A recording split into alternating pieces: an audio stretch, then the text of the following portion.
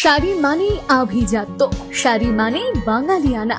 আর বাঙালির নির্ভরযোগ্য প্রতিষ্ঠান হিসেবে বহু বছর ধরে সুনাম কুড়িয়ে আসছে আদি ঢাকেশ্বরী।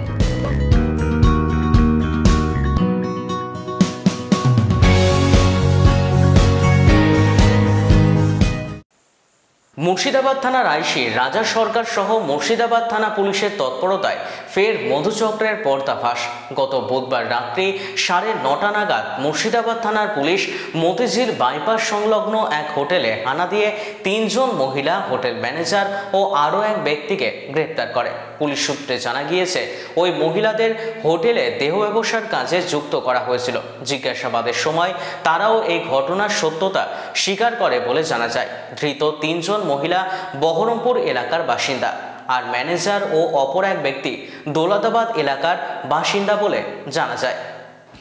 মুর্শিদাবাদ পিএস টিম আইসি মুর্শিদাবাদ থানার নেতৃত্বে ওখানে রেড করেছিল এবং রেড করার পর ওখান থেকে 3 ভিকটিম লেডিজকে রেস্কিউ করা হয়েছে।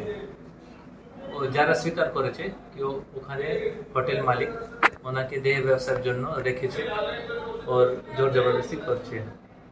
সেই জন্য রেড করার পর ওখান থেকে 2 জন মেল কাস্টমারকে অ্যারেস্ট করা হয়েছে এবং সাথে সাথে কিছু কন্ট্রাসেপটিভ ম্যাটেরিয়াল, বিয়ার বটল, এটাই সিজ করা হয়েছে।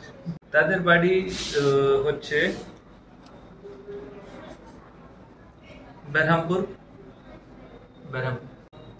কাস্টমার অ্যাকচুয়ালি এটা কাস্টমার নাই, এটা লিজ ওনার ওনার বাড়ি দৌলতাবাদে।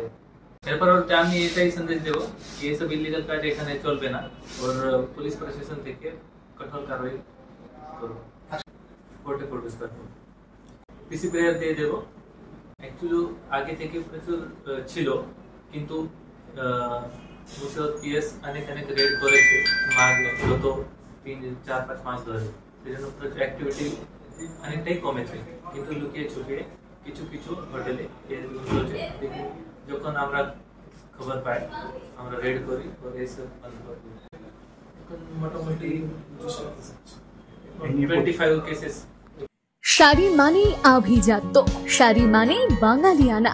আর বাঙালির নির্ভরযোগ্য প্রতিষ্ঠান হিসেবে বহু বছর ধরে সুনাম কুড়িয়ে আসছে আদি ঢাকেশ্বরী। বহরমপুরের প্রতি ঘরে ঘরে নিজেদের নিখুঁত, শৌখিন এবং ইউনিক ডিজাইনের কালেকশন পৌঁছে দিচ্ছে আদি ঢাকেশ্বরী। আমাদের প্রতিটি শাড়িতে রয়েছে নতুনত্বের ছোঁয়া। বাঙালি নারীদের পছন্দের বিভিন্ন ঐতিহ্যপূর্ণ শাড়ি থেকে শুরু করে সারা ভারতের বিশেষ বিশেষ অঞ্চলে বিখ্যাত শাড়ি, সব রকম কালেকশন পাবেন আমাদের এই শোরুমে। তাই নতুন নতুন রূপে নিজেকে এবং নিজের প্রিয়জনদের সাজিয়ে তুলতে আজই আসুন আমাদের বহরমপুরের শোরুমে।